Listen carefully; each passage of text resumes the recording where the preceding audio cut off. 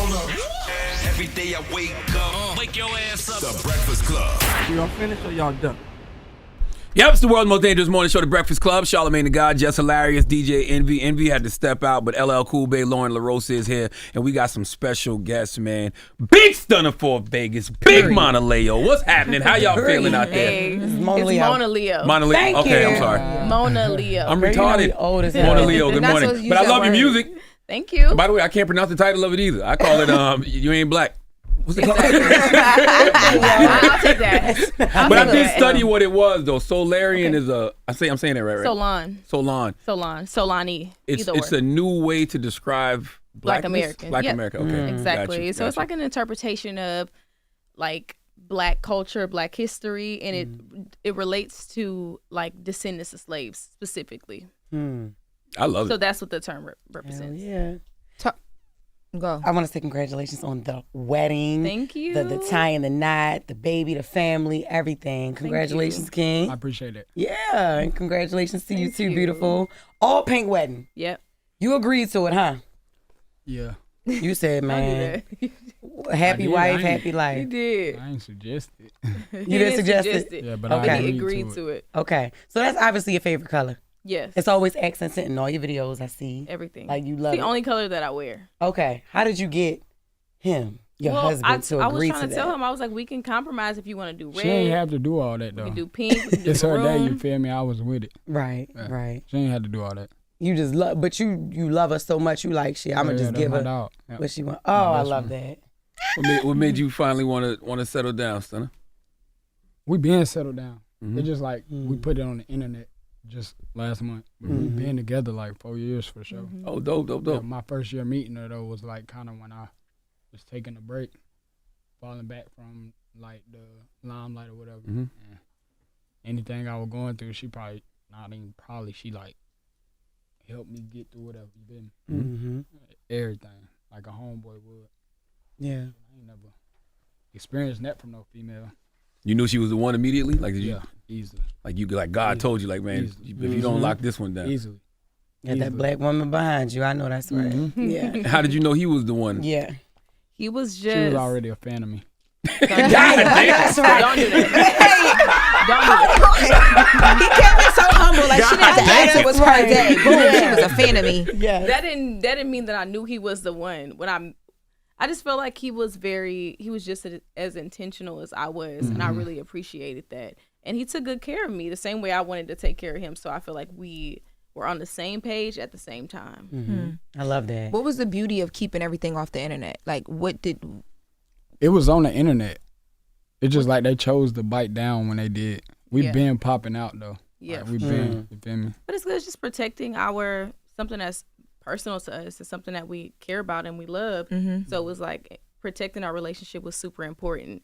But we both have supporters that have been with us on our journeys. So it was important to include them in these pivotal moments in our life, like the wedding. I feel like that was a no-brainer. Like, so many people support us and love us and have been rooting for our union. So it was important for us to invite them virtually to the wedding. You had us crying, girl, when you posted the moment with your dad. Yeah. I was like, I literally was like, oh my God. And you talked about him going through his cancer battle and getting to see you married. And like, wow. Like, that was really emotional for me. So just speak to like kind of, you know, you. Why was it emotional for you? Because my mom is a stage 4 cancer survivor. And one of the things that she's always asked me. Take your time. Why'd you ask me that question? Okay. Her thing is now is like, she's like, I've been sick before. I want to see you be able to do things. I don't know if I'll be able to be here tomorrow. So when you posted that, I was like, dang, like, time is of the essence. Like, it made me start thinking like, wow, I want my mom to be able to see me get married and have kids. And, you know, like, I don't think people understand the cancer battle, how scary that gets. Yeah. That's true. Your mom will see you be successful before she see you get married. Shut up, I just want to throw that out there. Why did She'll you made me definitely- cry? Now you trying to make me laugh. Yeah, trying to cheer her But up. when I saw your post and I read the caption, it just really made me think. Because, you know, parents are always trying to be like superheroes. Always. Yeah, so even through my mom's cancer battle, she was like, it's going to be fine. Just make sure you get some grandbabies here because I want to see my grandbabies. But when I read that, I'm like, oh, like, this is serious. Like, I got to figure this out. So serious. It was such an important moment for me to share with my dad And I'm so glad that you brought that up at the top of the interview, because I can't wait for him to hear this. But even during his cancer battle, he was very secretive. He was private. He didn't tell anybody for 6 months. Obviously, I feel like me being kind of tapped in spiritually, I felt like something was going on with him. But he never had explicitly told me that he was battling cancer. I just saw him deteriorating in a sense. Like, he was getting smaller and his hair was going. And I was just like, Dad, what's going on with you? Like, and he was distancing himself from me. Our son wouldn't even go to him no more. Our son wouldn't, and my son loves my dad, but he didn't. Every time my dad picked him up, he would be crying, and I was just like, Dad, something's going on. And I just kind of pressured him a little bit, and I was like, tell me what's wrong, or else. And he showed me his scans, and I could see he had it real zoomed in so that I couldn't see that it said Hodgkin's lymphoma. But when I took his phone and I literally took off running down the street, and I zoomed out and I saw that it said Hodgkin's lymphoma, and I just bust out crying, because it was such an I'd never seen my dad cough, sneeze, Me either. have a cold, none of the things. So to know that he was battling cancer without my full support, really touched me, and it really, really, really hurt me. But thankfully, he's beat cancer. Praise God. Afterwards, I guess the chemotherapy had done a number on his heart, so he had heart failure, and he had to have a triple bypass surgery that he also wasn't clear about either. One thing about my dad, he is truly Superman. Like, he doesn't want people worried about him, even if it's something that I should be concerned about. He doesn't want us to be worried about him. So when I found out what he was battling, I was so emotional, and I was so all over the place. So, and I kind of put, if I'm being candid, it made me want to expedite the process for everything, because I realized, like, I don't know what I was waiting on. I think I was feeling the pressures from society, and I'm like, maybe I'm too young to be doing this. And you think about all these things in your mind, and then that kind of really snapped me back to reality, and it made me live for myself and for my family, for my village, for my community. So it kind of made me want to expedite the wedding process, and we did it. And to have my dad walk you down the aisle, be there.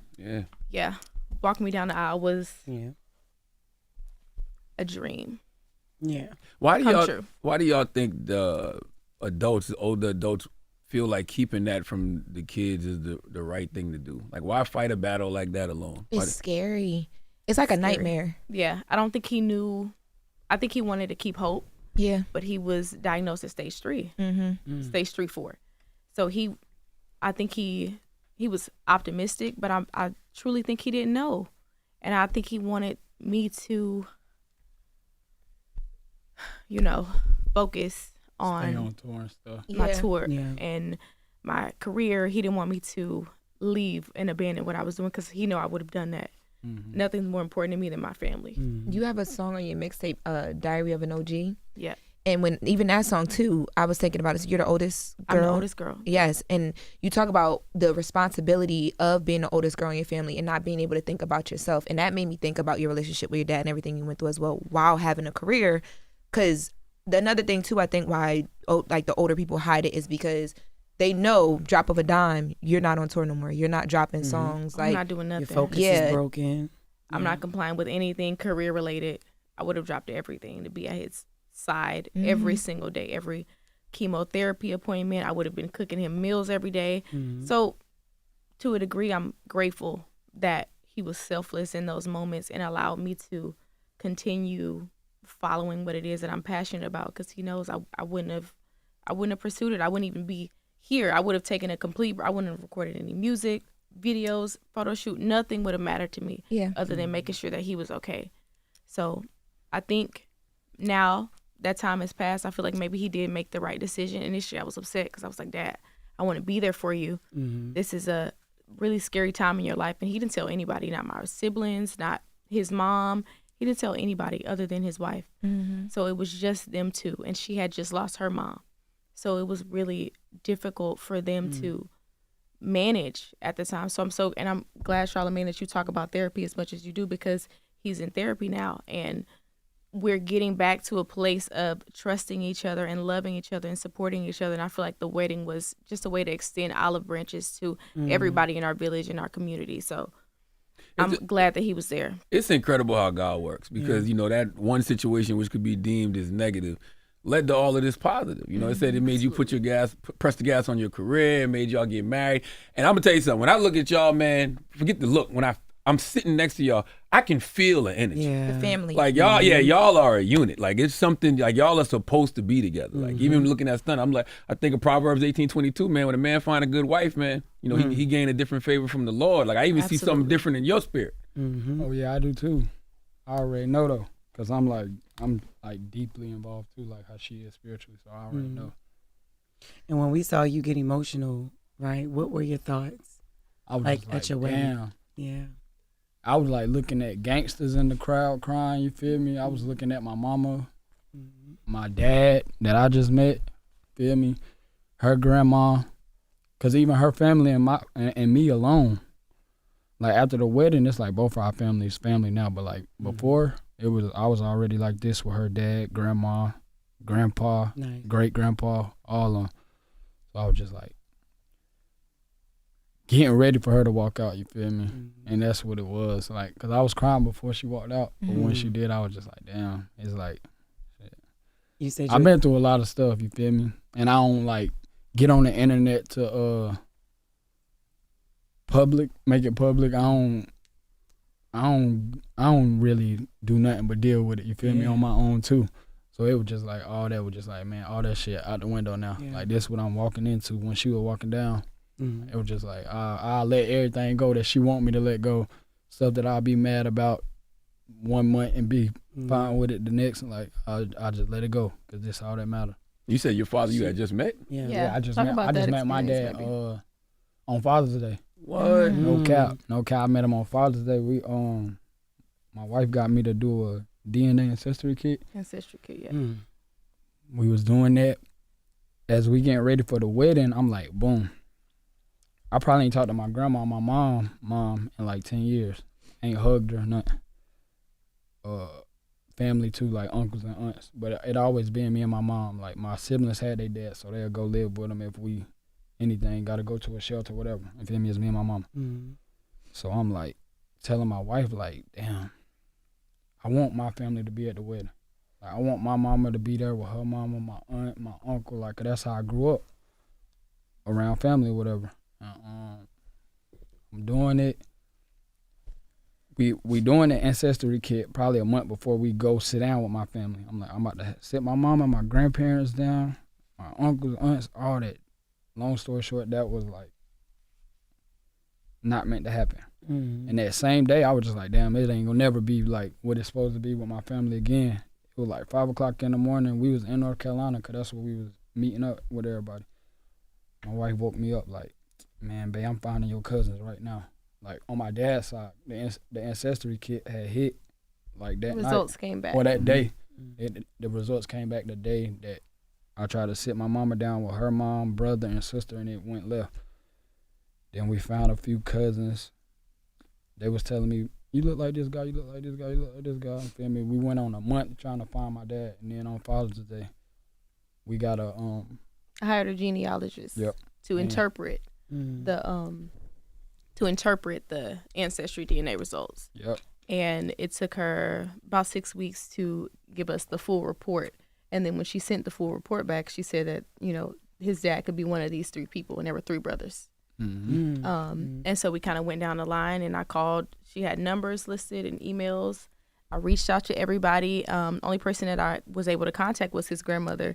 And initially they thought it was like a scam. They were like, why are you calling us? And I was like, listen, we don't want child support. We don't want anything.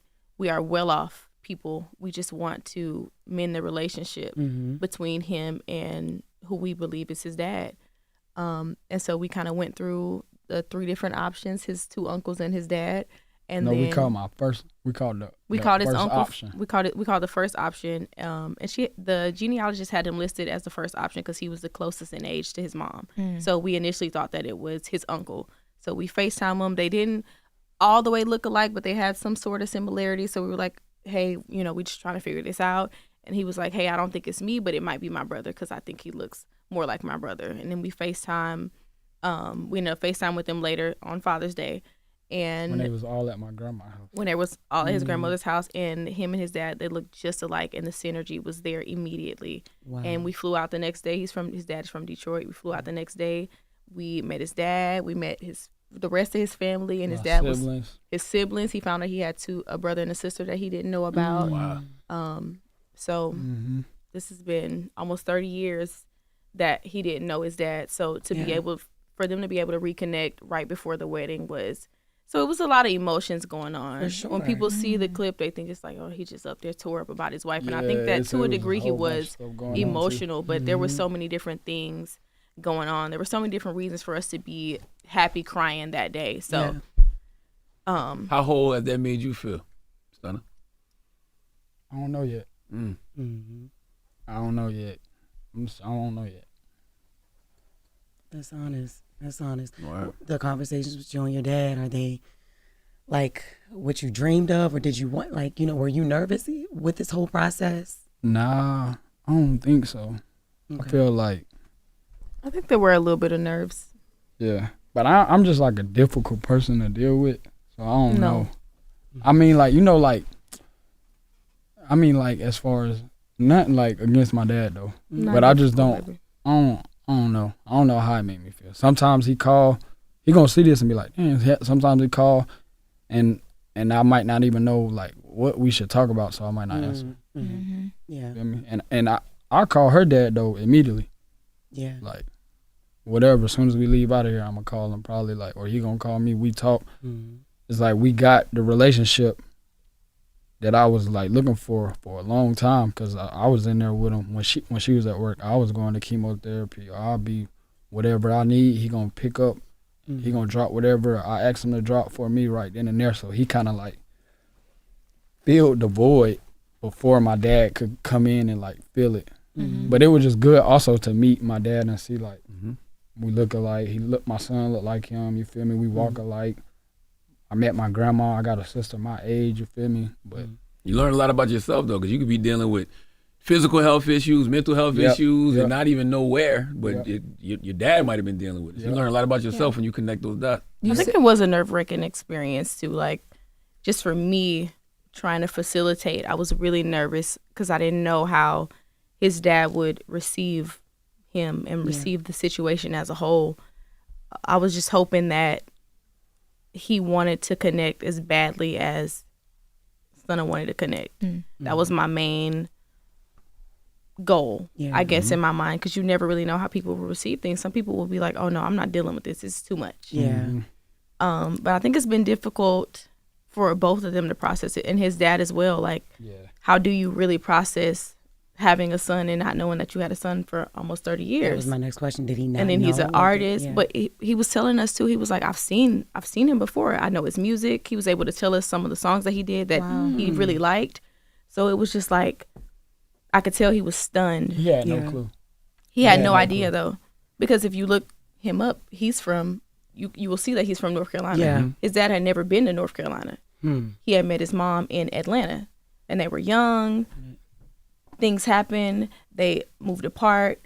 She was pregnant. She moved back home to North Carolina to kind of go throughout her pregnancy. So it was like he never really knew anything about him. So I imagine that that's a lot for him to process as well, and his mom as well too, because I know that she lives with some of those feelings and, like, just being young and being a human being and making mistakes, but not really a mistake because I needed him. So it's not, I don't perceive it as a mistake. So it's like, it's a lot for everybody to process in this experience. So I'm just trying to be the glue in this situation and keep us all close, keep us connected, and keep us in this healing process. Well, y'all some generational curse breaking motherfuckers. Man, I'm telling you, God damn. You're a great woman. I'm girl. telling you. You're a great I'm just woman. saying some generational curse breakers. I love that. Word. And it's Because very that's what we important. live. That's what what we we live swear by. by. That's what we like stand on. That's what we swear by. Where does that come from? Because in your music, We really black. yes. Like, we really black. That's where it come from. Are you raised that way? Is that something, like, where does it come from? For sure. I have a family full of matriarchs, full of very strong matriarchs. My mother, both of my grandmothers, my stepmother. I have a family full of women who are the glue for their families. So I have a really good example of, like, how to keep a family together. And I think they've done a lot for our family. But with me, I feel like my purpose is to usher in change and bring about a certain type of energy that is real and that's raw and that's unapologetic. And if that means we all finna put our mess on the table, that's what we have to do so that we can really get somewhere. Because I love my son with everything in me, and I don't want him to experience half of the things that I experienced growing up. Yeah. I want him to have a pure life. And so I want to, if that means uncovering everybody's secrets, and just, my son deserves to know his grandparents, his grandfather, he deserves to have a relationship with everybody that is healthy. So whatever I have to do to bring in these healthy relationships, I'm willing to do. All I want to do is raise trauma-free kids. That's all I want to do. I said, please, God, just give me the power and the ability to raise 4 trauma-free young ladies. Please. That's it. That's all. Because I can only girls. imagine what that looks That's like. hard. I can only imagine what that will look like on my son as an adult. I can't wait to see, the fruits of my labor. Yeah. I can't wait to see how he grows up to be. And I don't really know very many people in my life, just as a young Southern Black American girl, I don't know many people in my life who haven't experienced some sort of trauma. Yeah. So I'm excited to see what that looks like on him. And I just want him to be everything that he wants to be, an astronaut or school bus driver, whatever you want to be. I just want to be here to facilitate that in the healthiest way. Yeah. Now, are you in therapy, Stunna? No, but I be talking to her, so I be like, I don't really need that type of stuff. Cause I be like, she can get me to a point where I'm not mentally out of it. Yeah. So I be like, kind of like, maybe I don't need it like that. We tried therapy though. We did premarital counseling before we got married, and then you did your own individual therapy before we did premarital counseling. One time though. You did, one time. That's but a start. It's just a start. It's a start. It takes a minute to get people. I grew up hospitalized in different mental health institutions, and I grew up in therapy. I really struggled with my mental health growing up. So that was it's not that it was normalized, but my grandmother, she works at a mental health hospital. So she was always diagnosing, and even though I grew up taking medication, I really grew up trying to fix whatever was wrong with me. So that's something that was normal for me. But when we got in our relationship, it wasn't really a thing that was talked about with him. So I try to encourage him to do therapy, and I think he's coming around to it for sure. It's not that he's anti-therapy. I think he's coming around to it for sure, but I think his main priority is just surviving. Yeah. So and you got to find the right therapist. You might not have That found too. That's right. I feel like that too. That too. But I think we've really reached a point of bliss and happiness.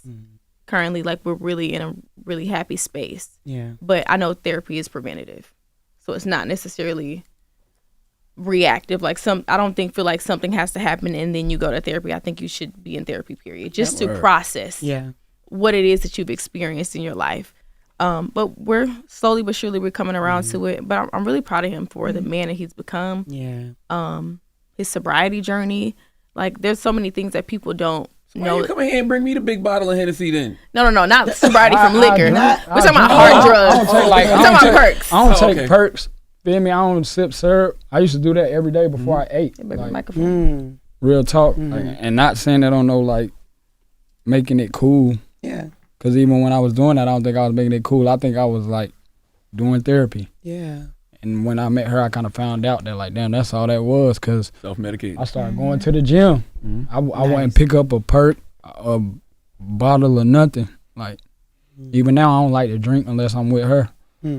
I smoke. That sounds crazy. That sounds bad. No, but he feels safe space. We like to turn up. Yeah. I do want to ask that. What did Stunna do that made you feel so safe and protected? I think he showed this level of care that I hadn't experienced yet. Yeah, that Southern hospitality that I hadn't experienced yet. Like I said, I went through a lot growing up. I was abused. Please put a trigger warning on this too, because I'm not here to trauma dump, but I'm just being candid because prayed for this opportunity to get on Breakfast Club. I actually wrote it in my journal 5 years ago. 2020, I wrote this in my journal. I will be on Breakfast Club before I was even putting music out.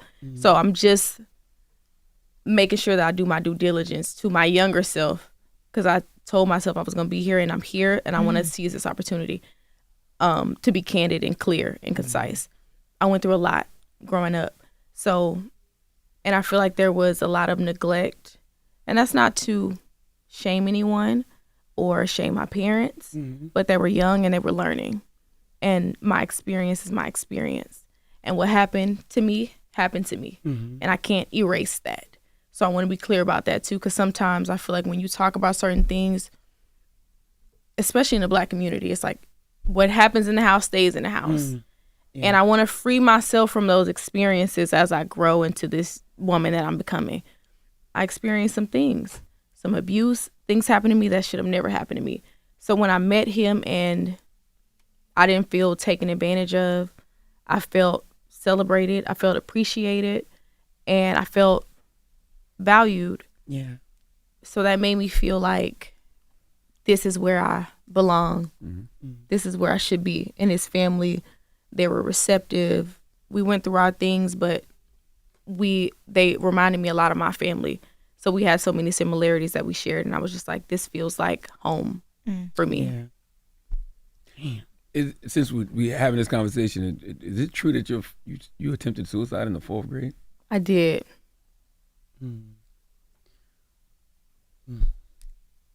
As a baby, you're a baby. Went through a lot, Mona. Yeah.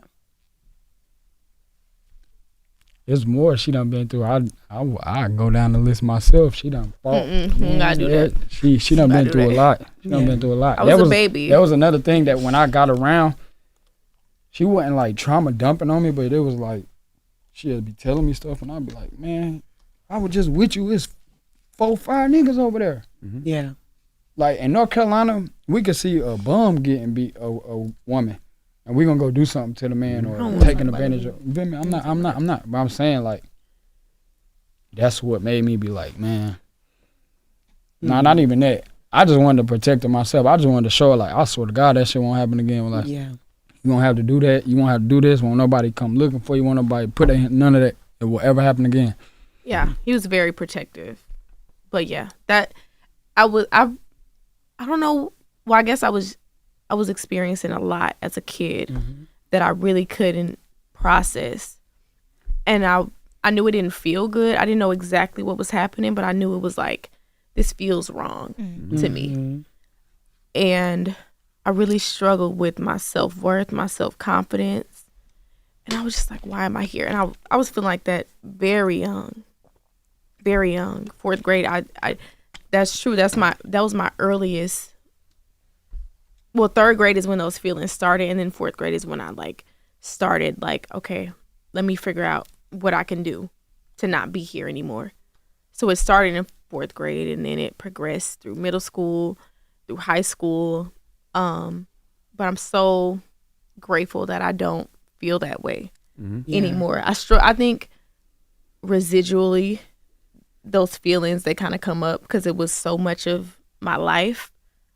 I just kind of got accustomed to feeling I had indoctrinated all of these negative feelings and thoughts about myself. So it got to a point where I was like, this is my being. This is my core being. I don't like who I am. Yeah. This to the core. I hate who I am and what people have done to me. And I felt like I deserved it at a point in time. But I know that's not true now. And your trauma is never your fault. But never. Your healing is your responsibility. So healing is my responsibility. So when was that pivot? When did you realize like I gotta heal? I think I got to a point where I was like, I'm tired of feeling this way about myself. Like there has to be more to life for me than just waking up every day and hating my existence. There has to be more to life. And I started journaling. Because I had already gone through therapy, and in my mind, I told myself therapy doesn't work. This medication doesn't work. A lot of it was, what do you call it, like hardwired. So my grandmother struggled with her own battles. My mother struggled. My siblings struggled.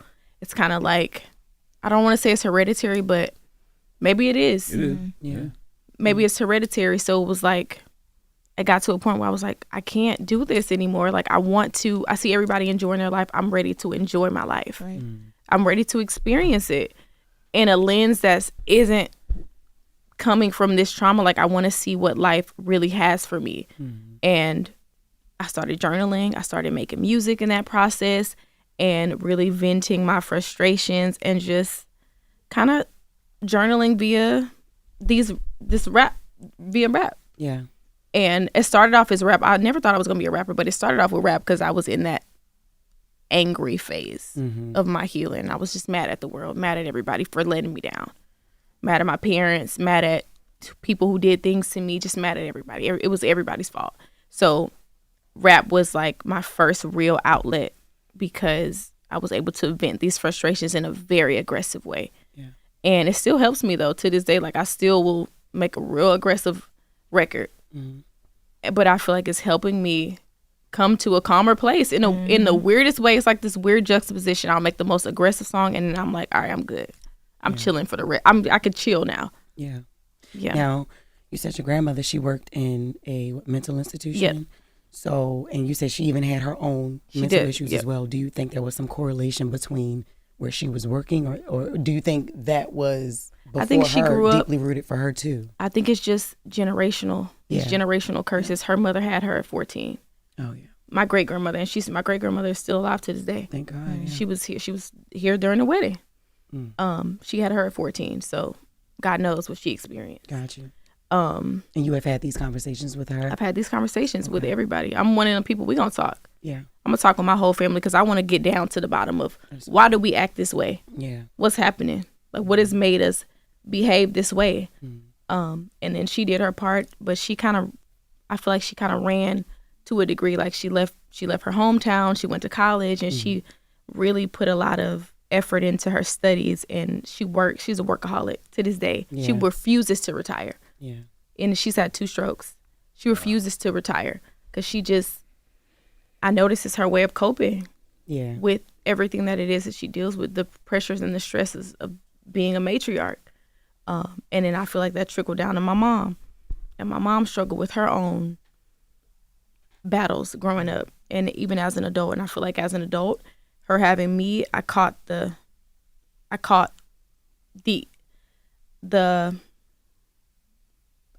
little bit of what she was struggling with, you know? And that's to humanize her, if anything, because I feel like we, especially young black girls, oldest black girls, they will hear me and they will understand where I'm coming from. As an older sister, you are you're adultified. And you don't really get to experience your childhood the way that you're supposed to. And I always feel like that. And it was because of, like I said, my mom was struggling with her own things. Yeah. And I hope when she hears this, she knows that it's not to pass judgment on her. I love my mother. That's like, she's my baby. Yeah. I love her. And it's not to be judgmental towards her, but it's just to open up the space to have these conversations that are so uncomfortable to have. But I want her to know that I'm proud of her for doing what she could with us. And I think things happen in the process, and all we can do is move forward and heal and learn to love each other through our struggles, through our mishaps. So I think it's been passed down from generation to generation, but it definitely stops with me. Yeah, they say trauma runs in your family till it runs into you. Till it runs into me. And I believe that our parents, they were just trying to survive. I feel like we're the first generation that has the luxury of healing.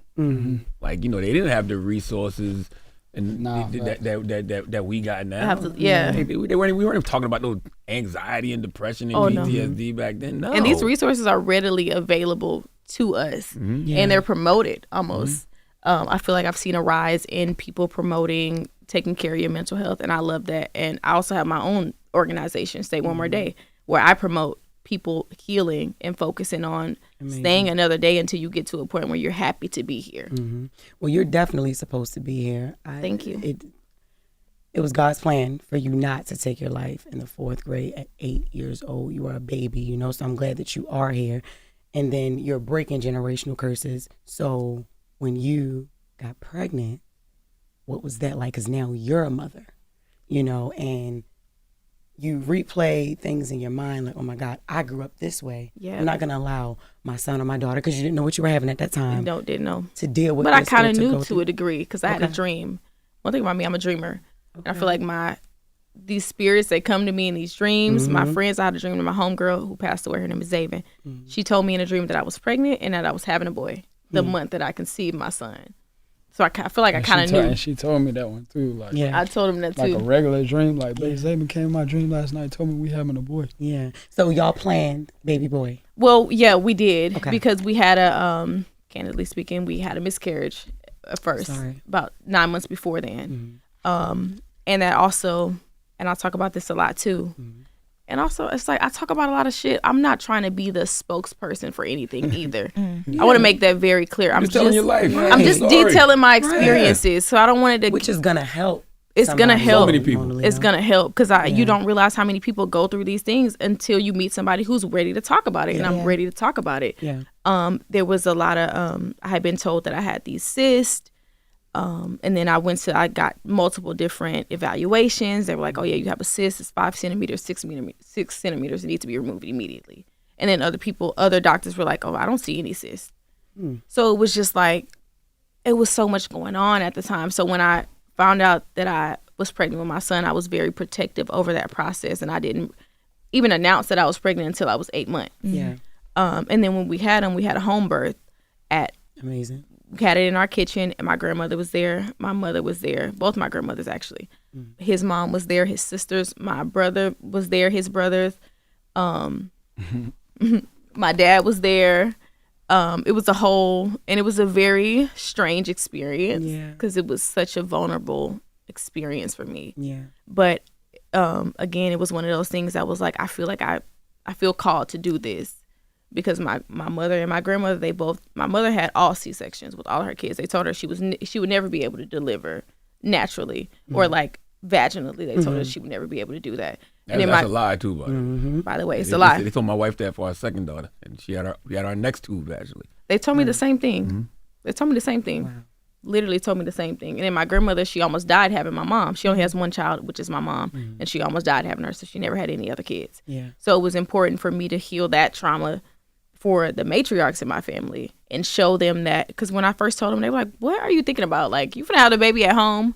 Are you sure? They was telling her that she needed that she might have to do a C-section too. Yeah, they were telling me. And her mom was telling her that. And the doctors were telling me that. Y'all might shouldn't do it. But I don't want to advise anybody against any doctor's orders, because there are doctors out there that are diligent and that are thorough with the work that they do. But again, I'm just going off of what I felt called to do. And very early on, within like the first 6 to 12 weeks of me being pregnant with my son, I was like going back and forth. And I was like, nah, I'm doing a home birth. Yeah. So I got a midwife, I got a doula, and now I have my family. That's what we got. We got a doula. We got a doula for our third and fourth. Yeah. That's the best way. Y'all had natural births, or y'all just had a doula at the hospital to advocate for y'all?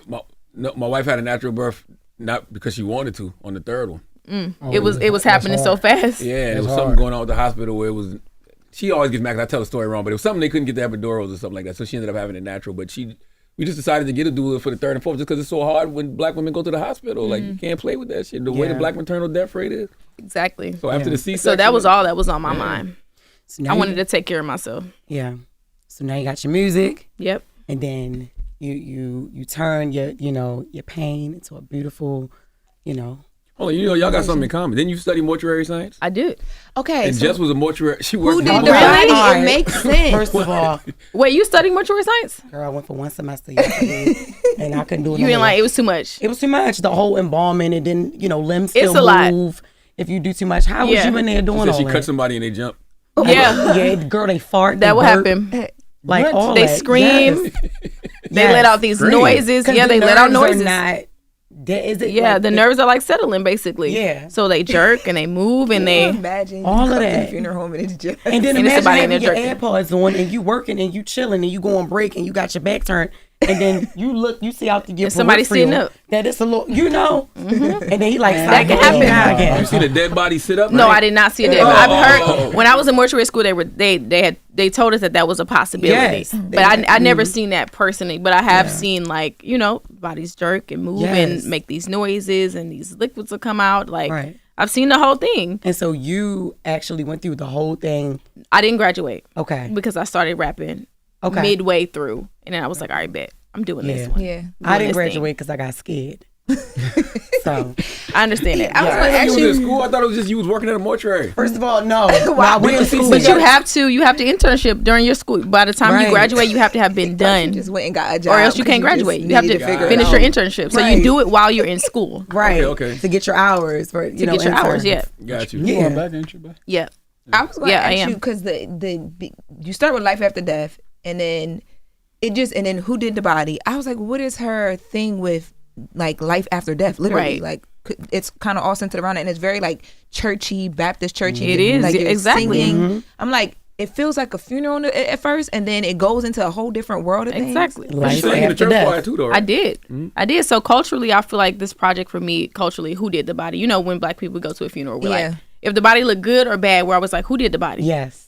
To see which funeral home. That's why I want to get cremated. Y'all don't ever stop judging, boy. Never. You're like, who did the body? Casket would be so cheap. Or it's Don't like, get who cremated, did the right. body? Yeah. Like, it's one of the two. So culturally, it was relevant, but also like I was just talking about, I've just had a really weird experience with life. Yeah. And I've also had weird experiences with death. So this project for me was kind of liberating me in that sense and freeing me from the fears of death. And just also talking about just opening up that conversation about grief in our community and insurance and that type of stuff. Like that was important to me to highlight with this project. So it is very Southern Baptist. I grew up Baptist. My grandmother she was a youth minister on my dad's side. So she made me sing in the church every Sunday. I had no choice. Yeah. Even if I was nervous or scared, I had no choice. So those are really my roots. I grew up with a praying grandmother. So those are truly, truly, truly my roots. So I wanted to just highlight Southern Black American culture with this project. And How do they feel about you doing this secular music now? You know, my granny cussed though. So it's like you know how Baptist people are. It's like we real Baptist, but outside of church, we like to turn up and have a good time. Yeah. So it's like my granny, she cussed. She was crazy. She is crazy. So I know it's like she can find a little bit of herself in that. And I am my grandmother's baby. So it's like, boo, where did I learn this from? But other than you and my mom. I got this from y'all. Yeah. So how can you really be? They love it. They support it. Yeah, what did Jesus turn the water into wine for, if not for a party? If not for a party. You know what I'm saying? Not for a good turn up. You know what I mean? Hello. Okay. Or maybe for a different taste. You know, they only had water back then. He probably like, let's say something else. But You know I'm what I mean? saying They you could have turned it into lemonade. apple juice, orange That's juice, right. any other Wine. things. Wine. He was trying to turn up, and I Get a feel, little bro. tip. I feel him. Okay. Now, Beating Down Your Block, that was my anthem That was your for jam. like 3 years. Yeah. I'm not playing. Did you expect that song to be as big as it got? I expected it to change my life. I didn't know exactly what the parameters. I didn't know how big it was going to get, but I knew it was pivotal in my life. Yes. And when I talk about journaling and writing that I was going to be on Breakfast Club, this is around the time that I made that song. And I was like, yeah, I'm going to be on Breakfast Club. I'm going to be getting interviewed. I'm going to be getting plaques. Like I knew I had a feeling in my bones that that song was going to change my life. And it did just that. I love it. And I'm at that second phase too, where I feel like these next few songs that I'm dropping in this project, I feel like it's also going to elevate my life. I feel like even Sexy Solon has elevated my life to a degree with all the good and the bad. Talk about it. And also thank you, Charlamagne, for posting that for me. I appreciate you for exposing that to an audience who might not have seen that, an older audience that like my dad, my mom's generation, who might not have seen it. I feel like it definitely is taking my life to a new tier as well, new fans, new levels. it new causes devils. conversation too. It causes Yeah. conversation, Yeah. which was fine. I'm cool with the good. I'm cool with the bad. I just wanted to usher in the conversation. So What I love about it, you was still a little too nice. You was like, you were just telling the non-black people to go to the back. You didn't say get out. no, You just said just go to the back. I just said create a level of yeah. you know, separation to a degree. Not trying to segregate niggas. I'm just saying, like, give us our space to congregate, fraternize, fellowship for 2 minutes. I wanted to create a space for Black Americans to turn up and have a good time. Black people in general. Because I know people were like, well, is this for Black Americans? Is this for... It was like, I wanted to promote Black unity and Black community, which is why you see me depicted cloaked in this Black American heritage flag, which I want to encourage people to support and buy straight from the source. You can get it on Blackletic, where Blackletic's not sponsored, by the way.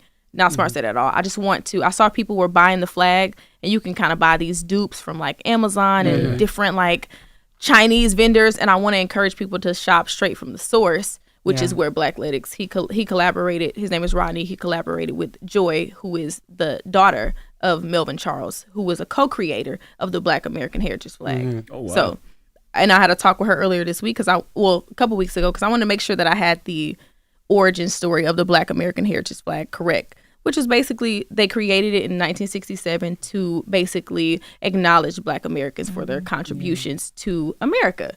And it also just create some representation, because at the time we were being identified as Negroes. Like, they didn't really want to acknowledge us as people. We didn't have our own flag.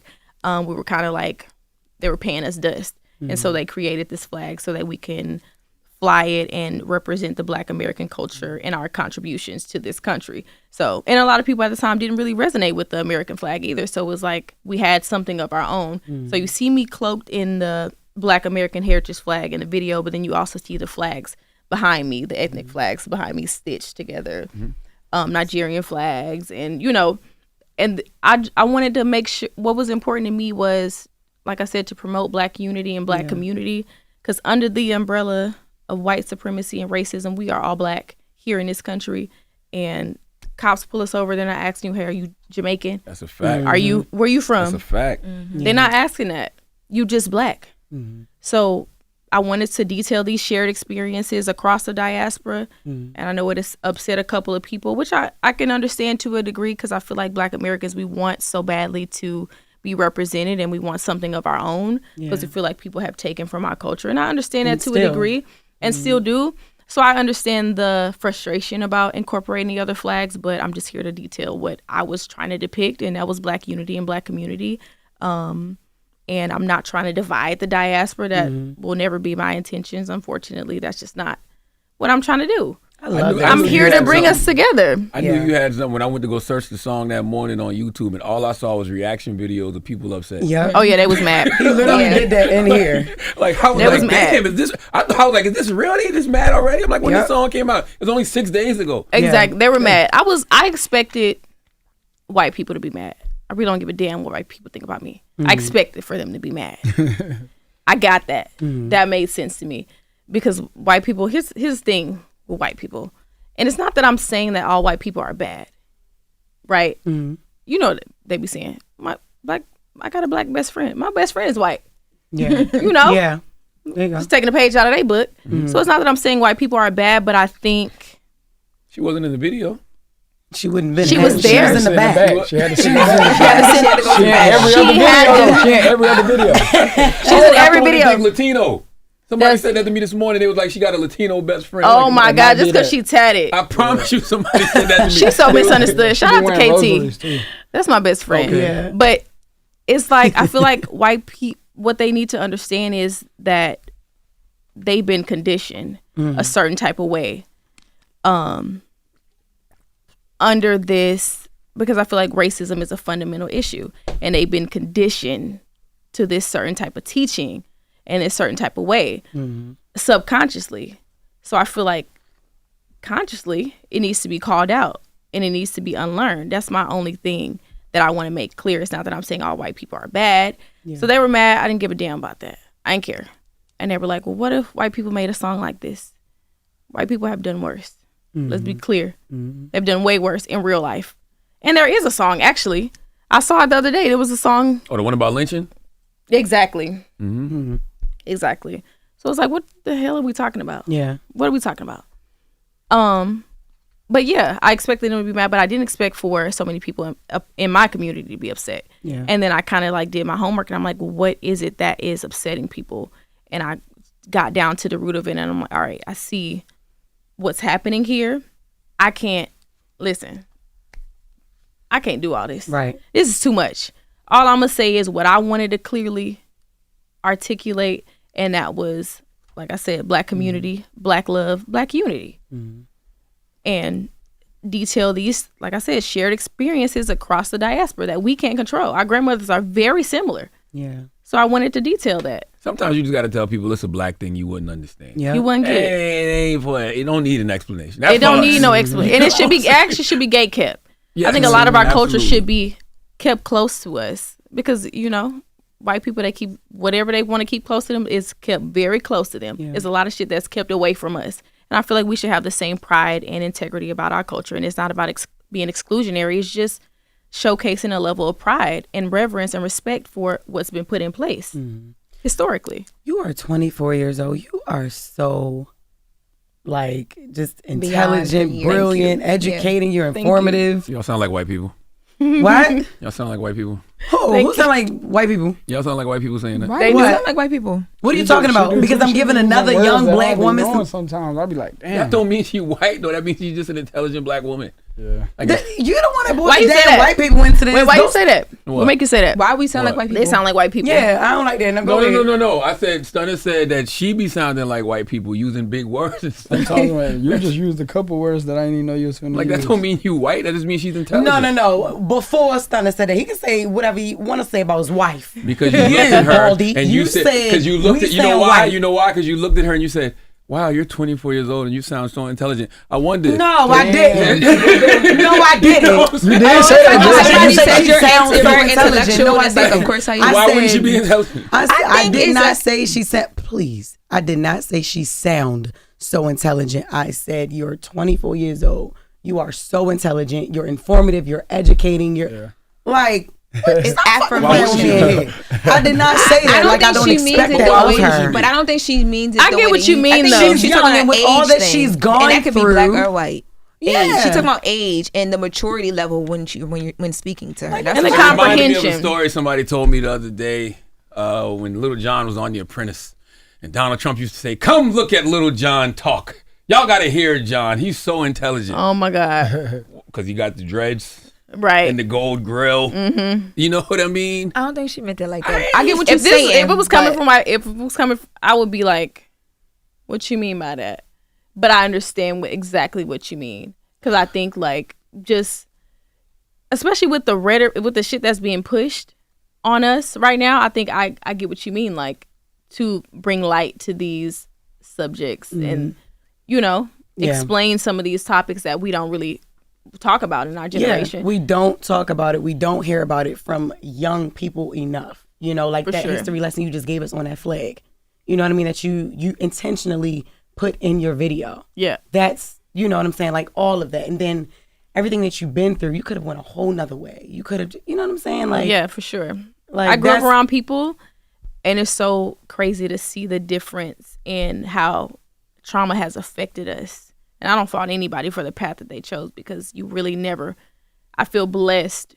I don't know what it was that steered me this way because I could have done anything in this life because I grew up with people and we all grew up, we started at the same point. We experienced some of the same things. Some of the people I was hospitalized with, we shared some of the same experiences, and we've all kind of taken different paths, but we still stay closely connected. But it's like, this is why I advocate the way that I do, because I think people misunderstand my upbringing, or they see me, or just like, or they see somebody who's poised and put together, and they think like, or well spoken, articulate, and they're like, oh my gosh, she's so like, you know, they have no idea the things that I've seen, the things I've witnessed, things that I've right. experienced. And I admire it. It's inspirational. Like, so Yeah. that's I'm what definitely I'm glad you answered your call. Is that Don Julio record? Is that really about Stunna for Vegas not answering the phone? Yes, it was. Why you ain't answer the phone? Why you ain't answer the call? made a good A song. blessing on your line and you ain't pick up Stunna? Get him. I called her back. He called me back halfway through the song, and I was She like, even did no shit like that. Yeah, I know. Or not even, or just make the song. She just shouldn't have said it in the interview. I shouldn't have, but I was being honest though, because everybody's like, when you lie, you gotta keep up with the lie. So I feel like the first time somebody asked me what was the origin of the song, I was just like, oh yeah, this is what happened.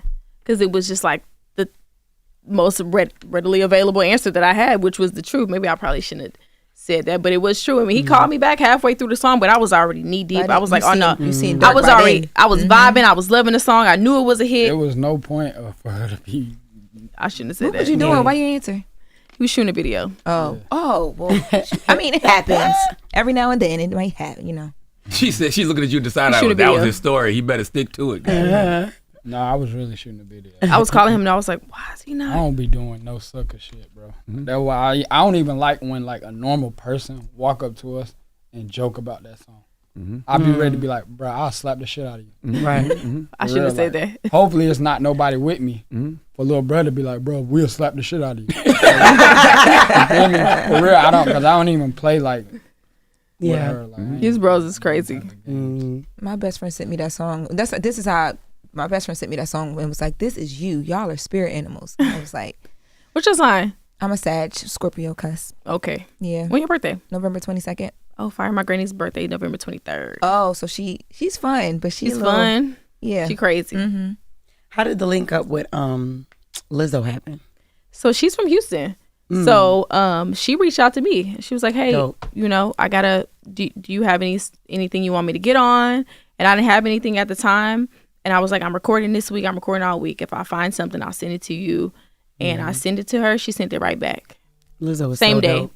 Yeah. She sent it back same day, which is very rare in this industry. I'm saying that because I don't even be sending shit back the same day. Yeah. Because I be needing to sit with stuff or I be needing to get to the studio. Maybe I don't got a studio plan for another 2 weeks. Like, it just worked out that way. Yeah. So I'm very appreciative that she sent me that verse back so That's quick. Dope. I never experienced nothing like, especially from a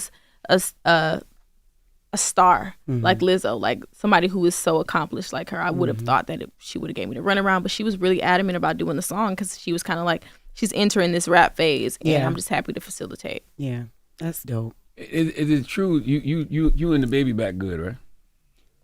We speak. We speak. I mean, we speak. Yeah, we speak. Keep it hot, baby. I heard you facilitated that combo. Is that true? Did you? No. I didn't facilitate that combo. I don't know him personally, but it was like I facilitated that combo. Yeah, okay. I was on tour with Don Toliver. Talking to you, and he told you like, that's how bro, we just seen reached. That's how we seen. I seen it up there. I was like, even when I reached out to him, I was reaching out to him on some grown man shit. Like, I'm gonna take my lick. Like, I was the reason why we separated, cause it was shit going on outside the business. You feel me? So I moved around, and when I hit him up, I probably moved around before I hit him up. I moved around with animosity on my chest. You feel me? So when I hit him up, it was more so like not getting it off, but it was definitely like, man, bro, I'm gonna take accountability. Like, I went left. You feel me?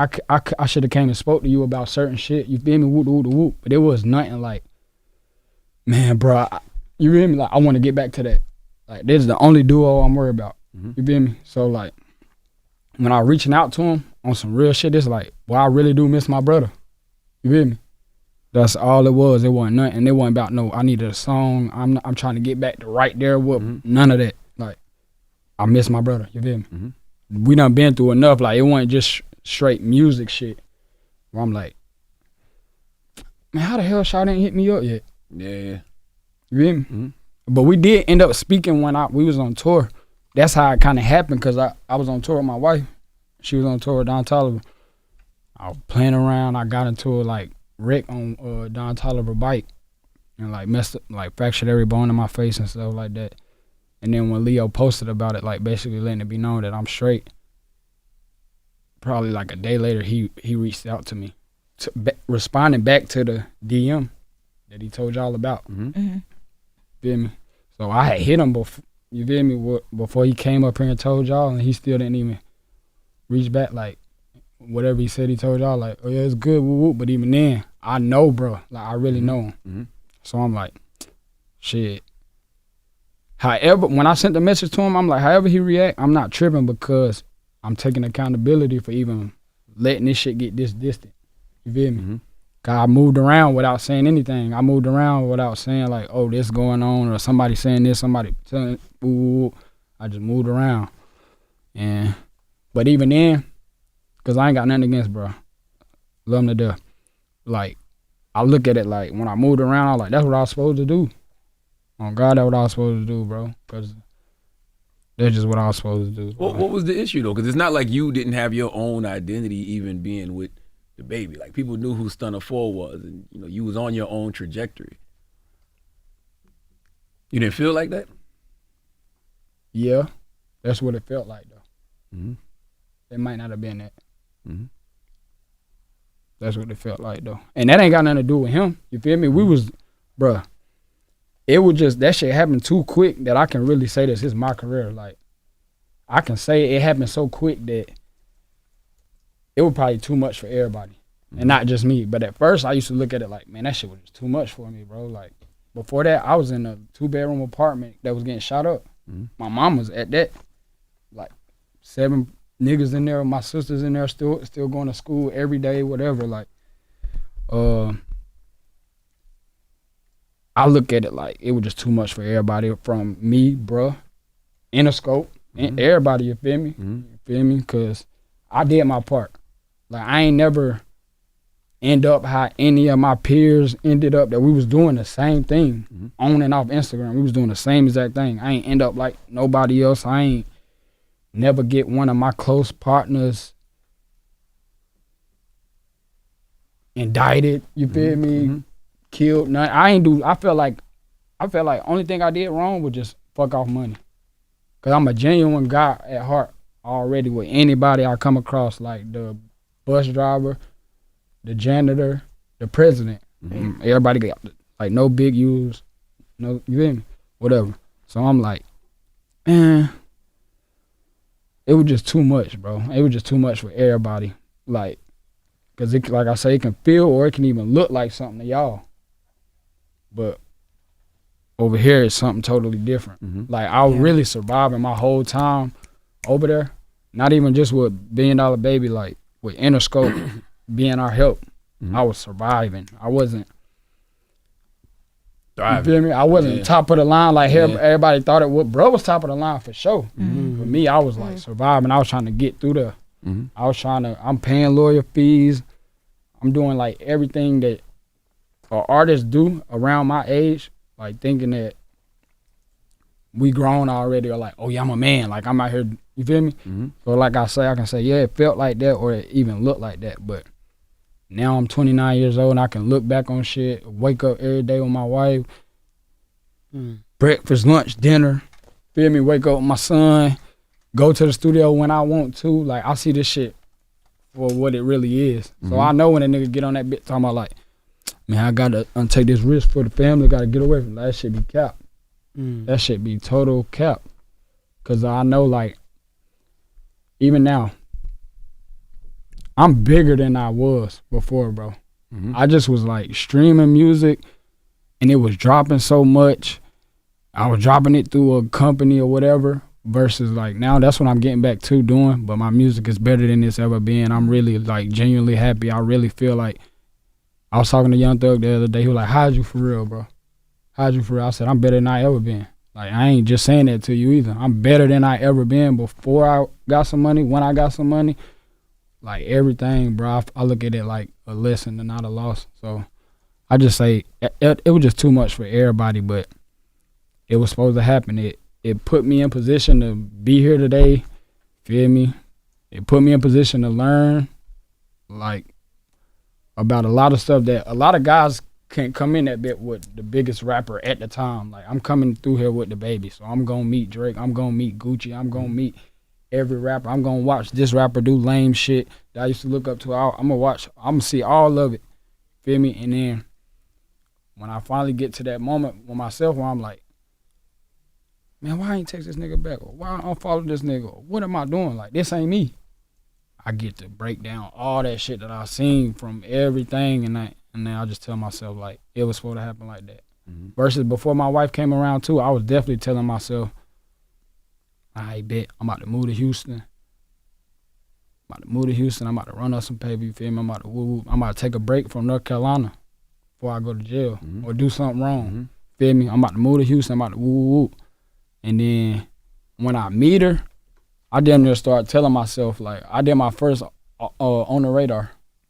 I did that first interview. I told them in that interview, I was like, man, I'm done rapping. And from there, from there, when I said that out loud, like, I'm done rapping, I ain't do no freestyle on the radar. From there, that's when everybody come up with the narrative. Oh, Baby did this, he dropped him, he da-da-da, he Stunna fell out, woo, woo, woo. But I really literally, like, was that on the radar, like, just burnt.